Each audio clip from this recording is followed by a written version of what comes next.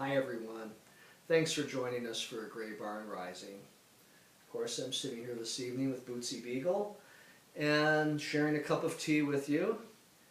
I'm reading the poems this evening of a great American poet, Lucille Clifton. Lucille Clifton lived from 1936 until 2010, and she wrote a great many poems, and what I really admire about Clifton's work is its political reach and its rethinking and reconceptualizing old stories and old myths and old texts. I just love the way she does that.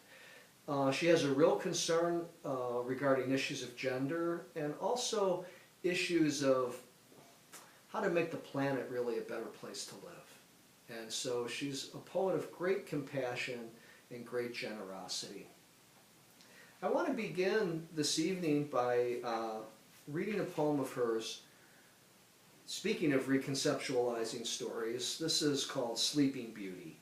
And she does, as I said, rethink and retell some of the old stories and tales that we live by. Sleeping Beauty. When she woke up, she was terrible. Under his mouth, her mouth turned red and warm, then almost crimson as the coals smothered and forgotten in the grate. She had been gone so long. There was much to unlearn. She opened her eyes. He was the first thing she saw, and she blamed him. Wow, I love the closing. I love the ending to that poem. In this vein of retelling stories, she has a series of poems in which she retells different events. These from the Bible. This is Adam thinking. She, stolen from my bone, is it any wonder I hunger to tunnel back inside, desperate to reconnect the rib and clay and to be whole again? Some need is in me, struggling to roar through my mouth into a name. This creation is so fierce, I would rather have been born.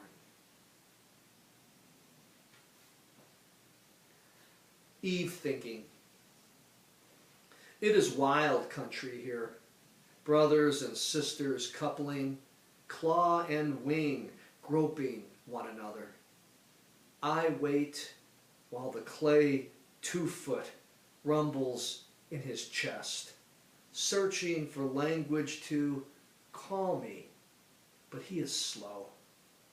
Tonight, as he sleeps, I will whisper into his mouth our names.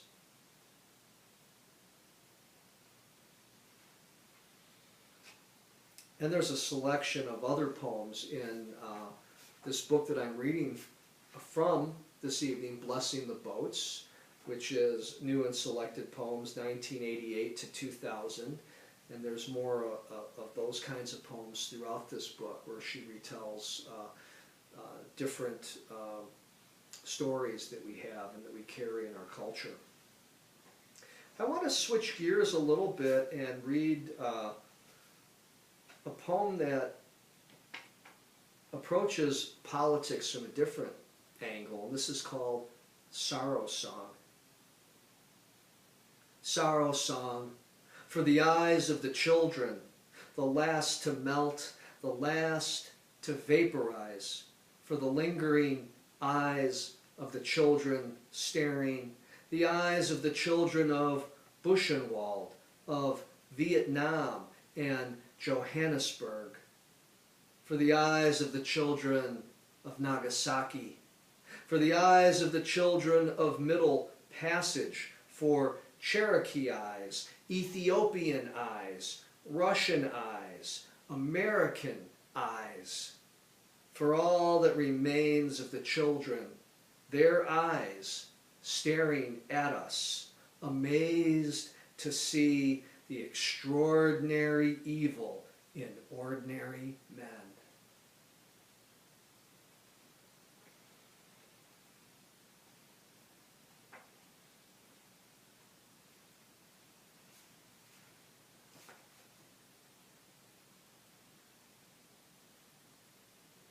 I love the humor in this poem I'm about to read called Wishes for Sons.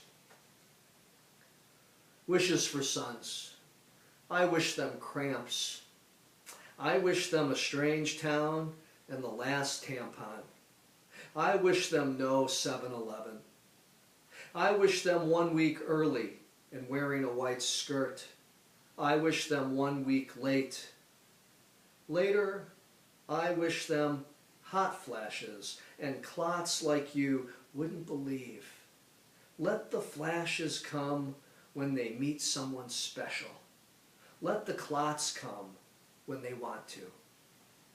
Let them think they have accepted arrogance in the universe, then bring them to gynecologists not unlike themselves. There's a seriousness and also a dimension of play in that poem that strikes this really interesting and enticing balance for me. I think I'll close this evening's reading of Lucille Clifton with a poem from her collected poems. And it's a poem that doesn't have a title. It begins with the line, "Won't you celebrate with me?" It's such a gorgeous poem of triumph and affirmation and redemption. Won't you celebrate with me what I have shaped into a kind of life?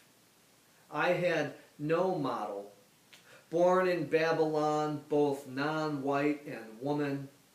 What did I see to be except myself? I made it up here on this bridge between starshine and clay, my one hand holding tight my other hand.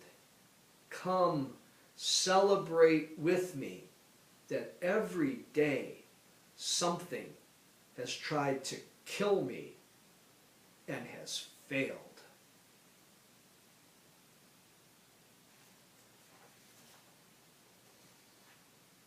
Those are some poems of Lucille Clifton.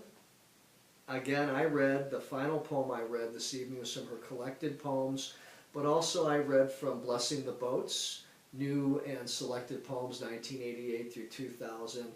She's a poet of great compassion and generosity, and I hope that this brief reading of her work this evening will encourage you and entice you to explore more of her marvelous work.